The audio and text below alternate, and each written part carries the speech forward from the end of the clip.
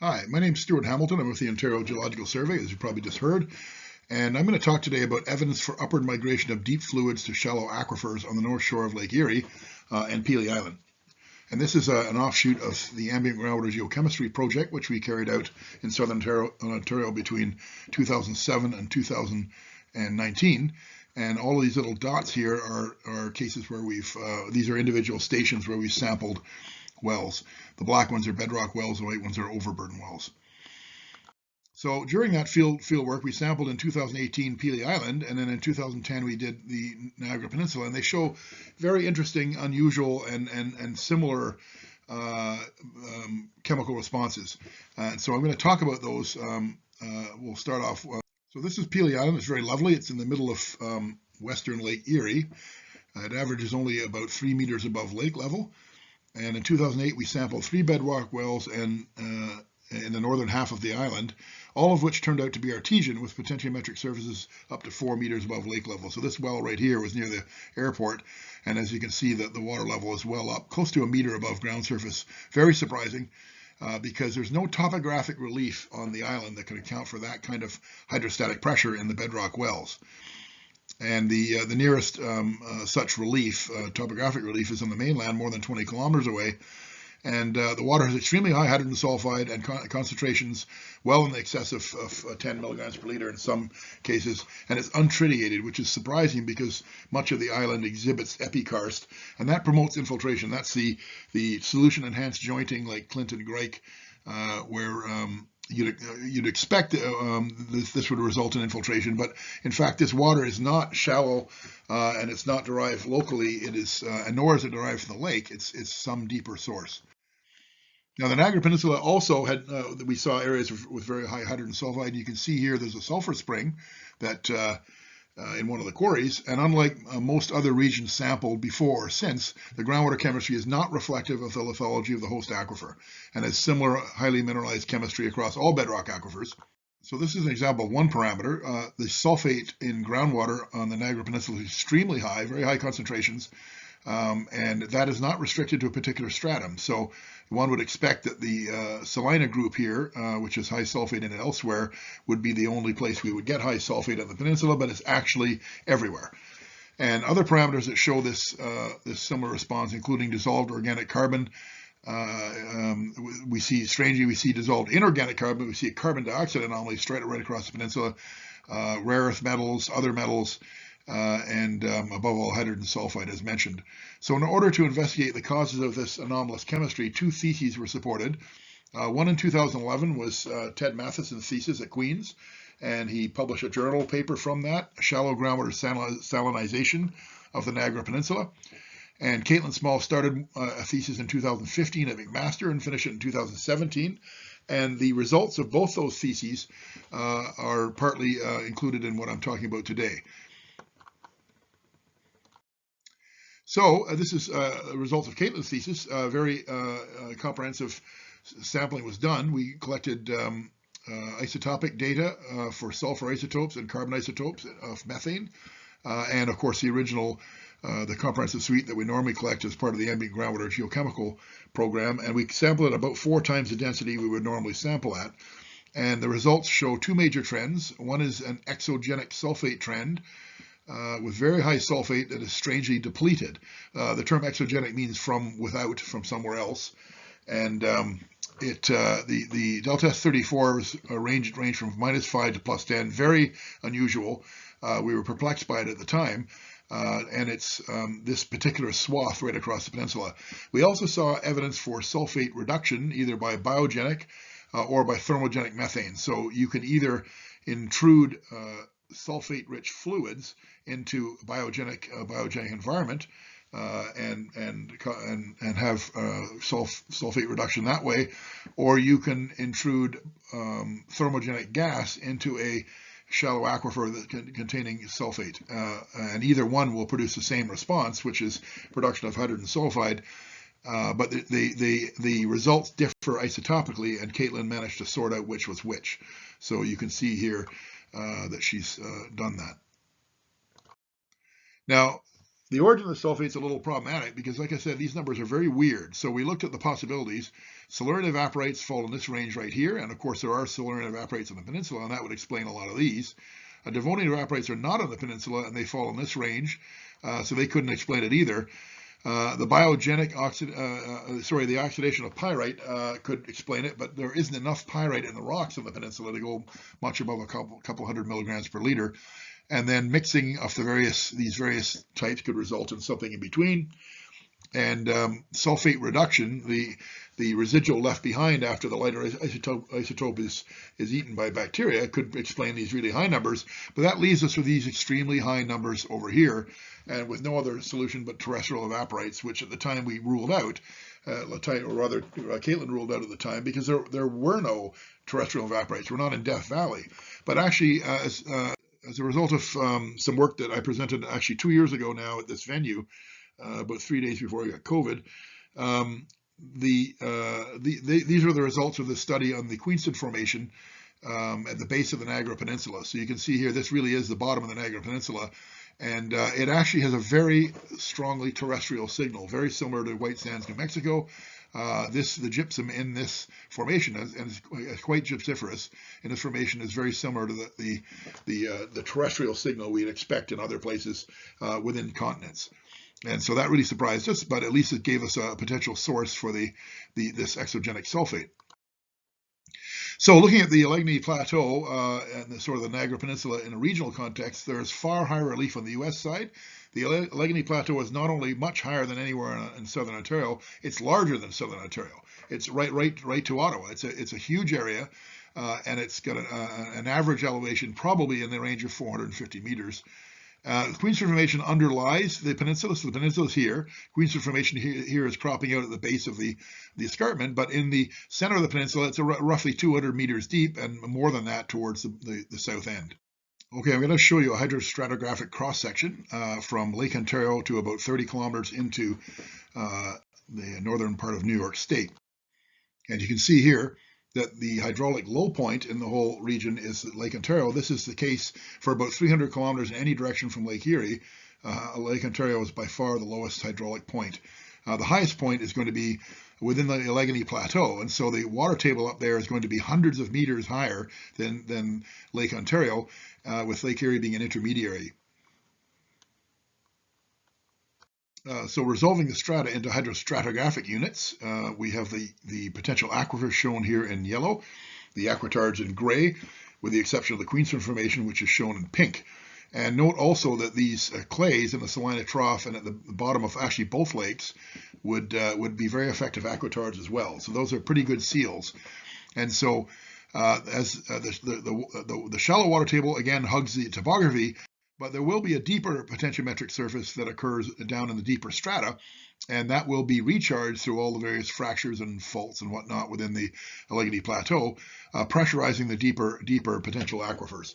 Now, this particular unit, the one with the red dots here, that's the lower Silurian carbonates, and there are a whole series of units in there, and at the top of each unit is a sequence stratigraphic boundary, and as my colleague Frank Brunton will tell you, those are very permeable zones, because those are the zones that were exposed to subaerial weathering during the unconformities at the time of deposition, and that creates major permeability. So there's a good chance that a lot of this stuff is quite permeable, and in the end you would end up seeing flow that would that in a natural scenario would move up these strata, and ultimately the main discharge point would be at the base of the Niagara escarpment, where we would expect to see things like salt springs and sulfur springs, and in fact we do. In Hamilton there's a place called Sulphur Springs, and there are many salt springs along the Niagara escarpment. One of them was a former salt mine in the early settler days, where they extracted salt for human consumption and pickling and that sort of stuff. So these things do exist. Historically, they existed. Presumably, they were also on the Onondaga escarpment, and I don't know about the American side, but the Portage escarpment is exactly where you'd expect to see this happen along conduits to surface. And so this was what we'd expect in a natural scenario. And so, unfortunately, we also have the non-natural scenario. There were literally thousands of wells drilled across the Niagara Peninsula, many of them in the 19th century, early 20th century by farmers. Everybody who had a cable tool rig and could drill down to 600 feet could put in their own well. And if you just put a barrel stave casing down into the clay, you can extract gas at fairly low pressures and run it into your barn and light your barn or heat the barn or whatever. And so a lot of these are unrecorded. Many of them would sometimes they would drill and get no gas, and they would just leave the empty hole. And so these holes can end up short-circuiting this whole system, allowing mineralized fluids to make it into shallow aquifers where the fluids don't belong. And that allows interactions between constituents, dissolved constituents, and the biggest one being the interaction between sulfate and methane, natural gas. And it doesn't have to be in a hole that encountered methane, because there might be methane in the shallow environment, and then deep sulfate-rich fluids might move up and interact. So this is a big problem. We observed it all over the peninsula, something like this. So this is a very likely scenario, and it's unfortunate. Okay, so now we're looking at the regional picture of Lake Erie from the west, and you can see little tiny Peele Islands right about there. And you can see that is a long way from any source of hydrostatic head that could be responsible for those artesian conditions we see in the island. This is the edge of the Allegheny Plateau, and that's a long way away. There is some more relief over in this area, and Cleveland's right about here, but this is about 80 kilometers away, and so that is actually a long way to transmit that type of hydrostatic pressure, but it does appear that's the case, because there's really no other option. It can't be coming from the Canadian side or from Michigan, because that's up dip. And so we have a similar issue along the north shore of Lake Erie. You can see it in this area, and so I'm just going to be talking about that right now. Okay, so now I want to look at the individual signals related to each of the formations. So what the chemical signals are, but in particular, I want to look at the chloride-bromide ratios. So they're up in the top right-hand corner there. They're shown in blue, and we're considering these ones to the north of Lake Erie to be the control areas. So these are the areas that we don't think are impacted by whatever's going on the North Shore. And you can see that the chloride-bromide ratio of the Hamilton group, which is circled here, has a ratio very close to seawater, and that is around 300. It has a much lower concentration than seawater. It's only about 150, but that's quite high for potable water. And so this other one that's labeled as the ABB, that's the Appalachian Basin brine, and that's a brine in the region that has a very particular chloride-bromide signal of around 110 in our area. And it's not an indication that these fluids are actually brine when they're at that level. It's an indication that they have a small component of brine in them, and that suggests that they could be coming from deep sources. That's why we're looking at this. So looking now at the Hamilton group right next door, it's got a much lower chloride-bromide ratio. It's still higher than the Appalachian Basin brine, but it's not the original seawater that might have been deposited with the deposition of the Hamilton group marine shales. The Dundee Formation is in this area here, and we can see very low chloride-bromide ratios. Those are much lower than the Appalachian Basin brine, extremely low chloride concentrations. The same with the Lucas Formation. You can see also very low concentrations and low chloride-bromide ratios. These are probably the natural background concentrations of chloride and bromide within these formations. Very small amounts in the rocks. The average crustal abundance for chloride-bromide is 71. That's the mass ratio of chloride to bromide. This is lower than that, and so this is probably just lithologically sourced. And this is the Salina Formation, which has very low chloride concentrations, but a chloride-bromide ratio that's very similar to the Appalachian Basin brine. It is an evaporitic unit, so some people might be surprised at the halite. There's no halite in it, which would raise the chloride-bromide ratios to be well over 1,000. And the reason there's no halite is that the halite was weathered out of this formation in the shallow subsurface eons ago, and the nearest halite is about 50 kilometers in the subsurface to the west of here. So we're not really going to look at these formations up here that are circled in the Niagara Escarpment, because they are formations that have very high surface permeability due to karst, and that promotes rapid infiltration, and with that comes a lot of anthropogenic surface contaminant sources, including road salting sources and septic sources, and perhaps agricultural activities. And that confuses the chloride bromide signal to the point where we can't get or can't really know what the natural background signal is in these formations. So we're pretty much going to ignore these ones and look at the ones where we can assess the background signal. Okay, we're looking again at the Kettle Point formation. We looked at the control before. Now we're looking at the signal closest to the lake, which is shown in orange there, against the control, which is shown in blue. And you can see that the Kettle Point numbers have gone way down. They're approaching the Appalachian Basin brine compositions as opposed to the original, what was close to seawater compositions. And here in the Hamilton group, the chloride bromide ratio also goes down, and it comes very close to that of the Appalachian Basin brine.